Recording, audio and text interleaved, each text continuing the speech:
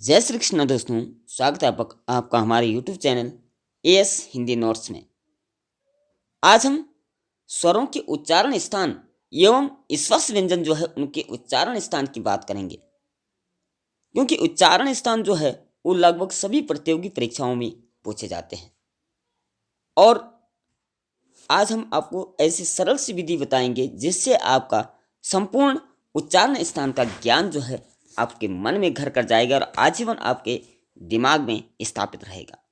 क्योंकि आज हम बात करने वाले हैं संस्कृत और हिंदी के उच्चारण स्थानों की, सूत्र सहित आपको समझाएंगे। अगर वीडियो अच्छी लगे लाइक शेयर और सब्सक्राइब ज़रूर करें। इससे पहले हम आपको यह भी बताना चाहते हैं कि अगर आपको वर्णों से संबंधित संपूर्ण ज्ञान प्राप्त करना है तो डिस्क्रिप्शन में हमें इसका लिंक दिया हुआ है, आप वहां जाकर के इसे देख सकते हैं। तो चलिए वीडियो स्टार्ट करते हैं। सबसे पहले हम जानेंगे स्वरों के उच्चारण स्थान, क्योंकि स्पर्श व्यंजन ही नहीं, ये जो स्पर्श व्यंजन होते हैं या जितने भी व्यंजन वर्ण हैं उन्हीं के नहीं बल्कि स्वरों के भी उच्चारण स्थान होते हैं। सबसे पहले बात करते हैं जो छोटा आ और बड़ा आ है।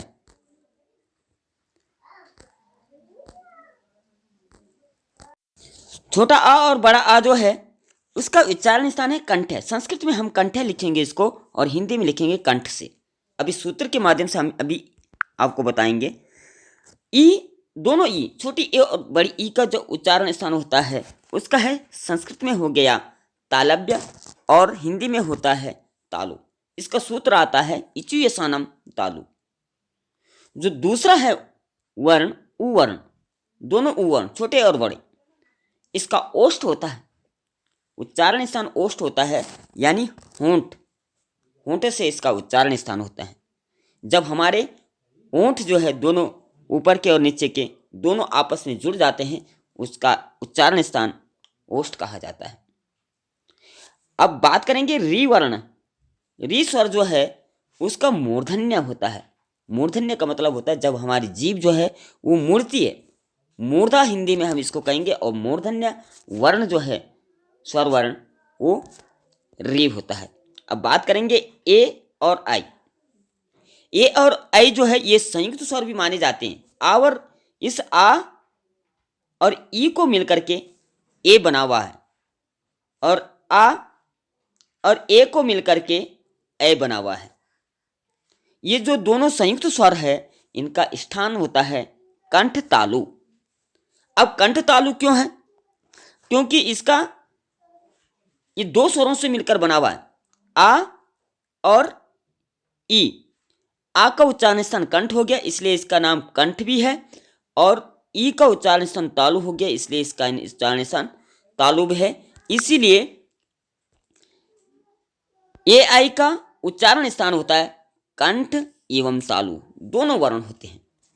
कभी भी अगर प्रश्न आता है कि ए और ऐ जो वर्ण है उसका उच्चारण स्थान दो क्यों है, क्या प्रयोजन है, तो इसका यही प्रयोजन है क्योंकि ये वर्ण जो है आ और ई को मिलकर बना हुआ है, इसलिए ये कंठ हो गया और तालव्य हो गया। अब बात करें ओष्ठ। ओ और औ जो है इसका भी वही नियम है, क्योंकि ये भी संयुक्त स्वर है, ये भी संयुक्त स्वर माना जाता है, और इसका कंठोष्ठ हो गया। संस्कृत में हम इसको कंठोष्ठ कहेंगे, हिंदी में हम इसको कंठ और ओष्ठ कहेंगे। इसका तात्पर्य यह है कि ओ वर्ण जो है आ और उ को मिलकर बना हुआ है, यानी आ का उच्चारण स्थान कंठ हो गया और उ का ओष्ठ हो गया, इसीलिए इसका उच्चारण स्थान हम कहेंगे कंठ और ओष्ठ।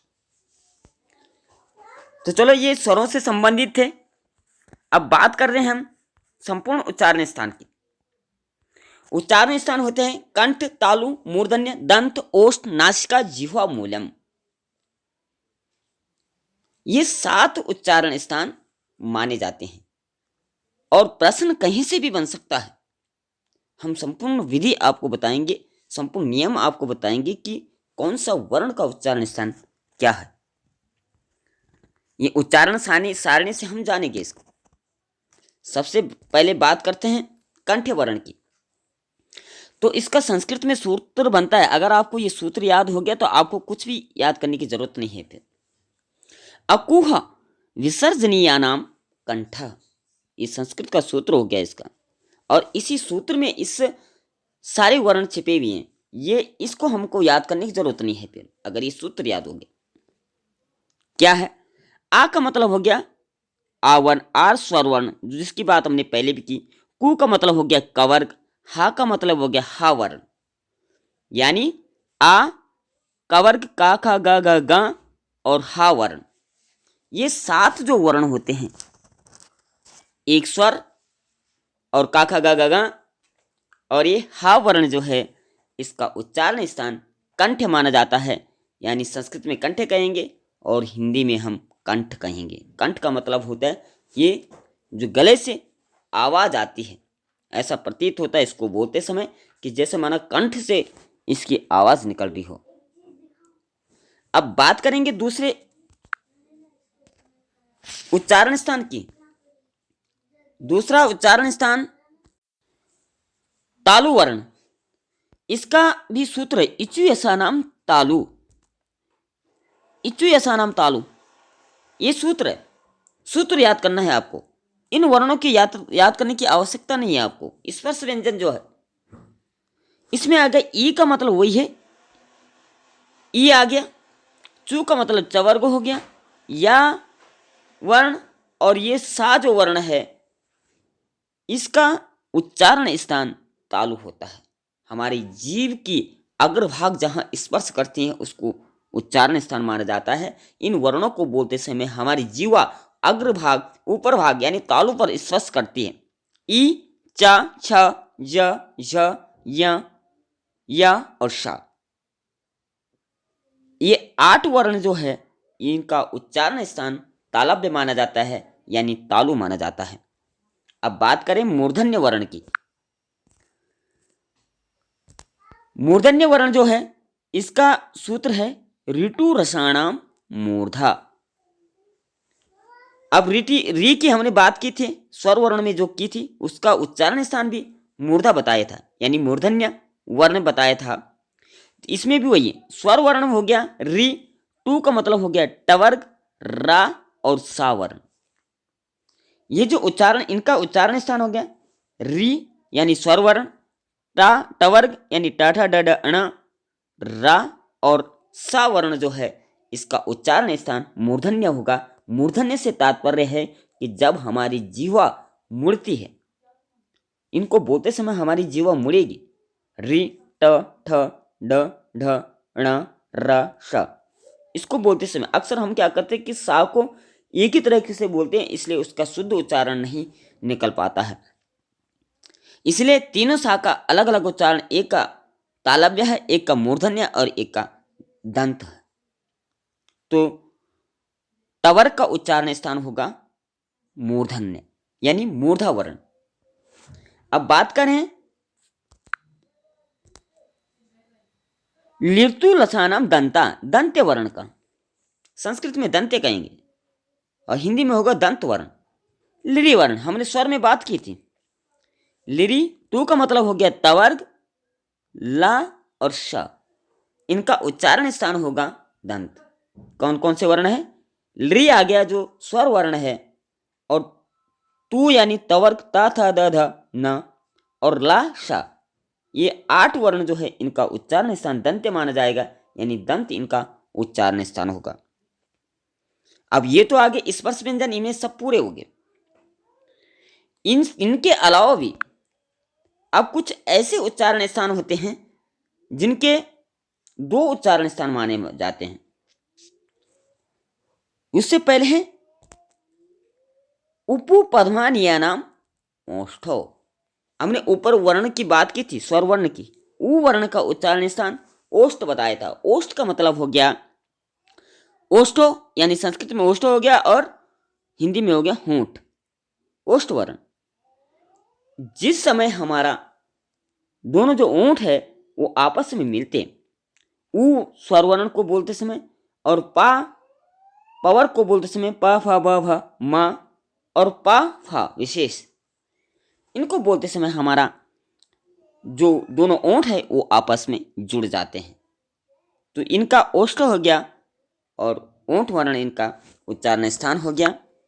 अब बात करें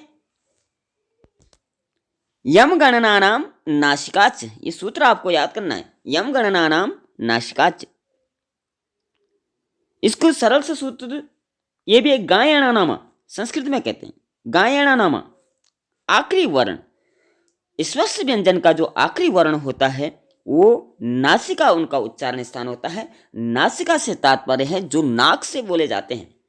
कहने का मतलब अगर हम नाक बंद करेंगे तो ये इन वर्णों को बोलना असंभव बात हो जाएगी, इसलिए इनका नाम ही नासिका वर्ण है। ये नाक के सहारे से बोले जाते हैं। कौन से? गायणा नामा, यानी स्पर्श व्यंजन का आखिरी वर्ण।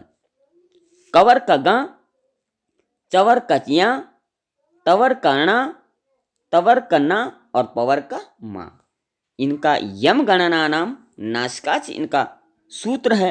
यानी नासिक्य वर्ण होता है, संस्कृत में नासिक्य वर्ण होगा और हिंदी में होगा नाक। ये नाक से बोले जाने वाले वर्ण होते हैं। अब बात करेंगे, जैसे हमने स्वर वर्ण में बात की थी इस ए और ऐ की, तो इसका सूत्र है ए दे तो कंठ तालु, ए दे तो कंठ तालु। ए और ए वर्ण जो है इसका उच्चारण स्थान कंठ भी होता है और तालु भी होता है। ये हमने संपूर्ण विधि के अनुसार बताया था। क्यों ये कंठ और तालु माना जाता है? क्योंकि ये जो है ये संयुक्त स्वर माना जाता है। ये संयुक्त स्वर होता है, आ और ई को मिलकर के ए बना होता है। यानी इस आ का उच्चारण स्थान हो गया कंठ, ई का उच्चारण स्थान हो गया तालु, इसीलिए ए का उच्चारण स्थान है कंठ भी है और तालु भी है।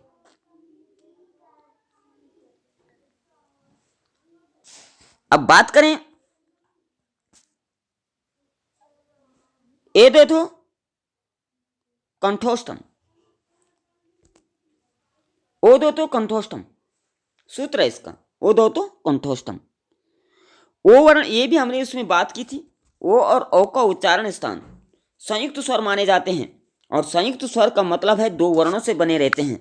और आ का उच्चारण स्थान हो गया कंठ, ऊ का उच्चारण स्थान हो गया ओष्ठ, इसीलिए इनका नाम कंठोष्ठ हो गया। कंठ और ओष्ठ, संस्कृत में कंठोष्ठ होगा, हिंदी में होगा कंठ और ओष्ठ। आवर औ को उच्चारण स्थान होगा कंठ और ओष्ठ।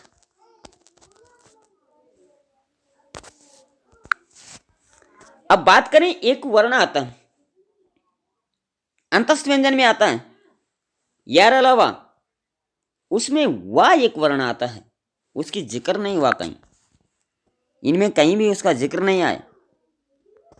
इसलिए जो वा जो वर्ण होता है वो अकेला ऐसा वर्ण है जो वकारस्य दंतोष्ठम, इसका भी दंत भी होता है और ओष्ठ भी होता है।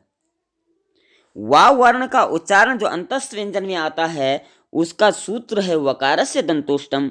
यानी वा वर्ण ऐसा है जो एक सिंगल होते हुए, एक ही होते हुए दो वर्णों को स्पर्श करता है। दो उच्चारण स्थान इसके होते हैं, दंत भी होता है और ओष्ठ भी होता है। यानी हमारी जीवा दांतों पर भी स्पर्श करती है और ओंठों को भी छूता है, ओंठों को स्पर्श करता है। वाह, अगर हम ओंठ खुले रखेंगे, ओंठ का स्पर्श बंद नहीं करेंगे तो नहीं बोला जाएगा, या दांतों पर उसका स्पर्श नहीं होगा जीव का अग्रभाग, तो वाह बोलना मुश्किल हो जाएगा। इसलिए इसका उच्चारण स्थान दंतोष्ठ है। अब बात करें का और खा वर्ण, पहले भी आया था, का और खा वर्ण पहले भी आ चुका है, क्योंकि का उच्चारण स्थान था कंठ, खा का भी उच्चारण स्थान कंठ है, ये तो पहले आ गया। लेकिन यहां भी इसकी बात करेंगे हम, जिह्वा मूल्यस्य जिह्वा मूलम, सूत्र आता है जिह्वा मूल्यस्य जिह्वा मूलम। मूल के अग्रभाग का को बोलने का भी एक, कंठ तो उसका उच्चारण स्थान है, का और खा का उच्चारण स्थान कंठ आ गया, लेकिन जिह्वा मूल्य से जिह्व मूलम, जिह्वा के मूल भाग से उसको बोलना चाहिए, तभी इसका का शुद्ध उच्चारण हो पाता है क। जीवा की मूल भाग, और मूल भाग अग्रभाग नहीं होगा, जीवा के अग्रभाग नहीं, बल्कि जड़ से उसका और खा को बोलना पड़ेगा, तब जाकर के उसका शुद्ध उच्चारण हो पाएगा। हमारी हिंदी भाषा का एक ही महत्व है कि अगर हम इसको शुद्ध उच्चारण के साथ हम इसका वाचन करते हैं तो हम इसको ये बहुत रसीली तथा प्रिय बन जाती है। इसीलिए इसका जिह्वा मूल से जीव मूलम, यानी जिह्वा की मूल भाग से इसको बोलना चाहिए क और ख वर्ण को, तब जाकर के इसका शुद्ध उच्चारण आएगा। अब बात करें नासिकाच अनुस्वारम, नासिक के वर्ण। अब नासिक के वर्ण कौन कौन से थे याद कीजिए। तो नासिक के वर्ण थे जो वर्ग का जो स्वस्थ व्यंजन थे उसके जो आखिरी वर्ण थे, ग य ण न म, ग ग य ण न और म, ये 5 स्पर्श व्यंजन के आखिरी वर्ण जो थे ये नासिक के वर्ण कहलाते हैं और इनको अनुस्वार भी हो जाता है, इसलिए इसका उच्चारण स्थान होता है नासिका अनुस्वारस्य। ये अनुस्वार भी बनता है। अनुस्वार का मतलब ये ऊपर लग जाता है, बिंदी बिंदी रूप में ऊपर लग जाता है, इसलिए ये नासिका से अनुस्वारम, इसका अनुस्वार भी माना जाता है। तो दोस्तों ये हमने संपूर्ण उच्चारण स्थान आपको बताई। अब पेपर में इसका किस तरीके से आपका प्रयोग होगा, पेपर में ऐसा नहीं आएगा कि आप कंठ वर्ण लिखिए, पेपर में आएगा कि खा वर्ण जो है उसका उच्चारण स्थान कौन सा होगा, आपको संपूर्ण रूप से याद करना होगा। और इसका अगर आप सूत्र याद करते हैं तो आपको विस्तृत रूप से ये दिमाग में घर कर जाएगा। पेपर में आएगा ही या वर्ण जो है वो उसका उच्चारण स्थान क्या होगा, आपके दिमाग में आना चाहिए कि इचु यशानाम तालु है, ई और चवर्ग का उच्चारण स्थान तालु होता है, इसलिए इसका उच्चारण स्थान तालु होगा। अगर आ गया कि टा वर्ण का उच्चारण स्थान कौन सा है, तो सूत्र आपको याद है ऋतु रसायनम मूर्धा, टा का उच्चारण स्थान मूर्धा है, इसलिए इसका मूर्धा इसका उच्चारण स्थान है। मान आ गया कि फा वर्ण का उच्चारण स्थान कौन सा है, उपु पद्मानियाम नाम मोष्टो, सूत्र याद हो गया। पू का मतलब पवर्ग, यानी फा वर्ण पवर्ग में आता है और उसका उच्चारण स्थान ओष्ठ है, इसलिए आप विधिवत रूप से इसको समझ पाएंगे। तो ये थे संपूर्ण उच्चारण स्थान। आशा आपको वीडियो पसंद आई होगी। वीडियो पसंद आई लाइक से सब्सक्राइब जरूर करें और कमेंट में जय श्री कृष्णा अवश्य लिखें। आज के लिए इतना ही। जय श्री कृष्णा, राधे राधे।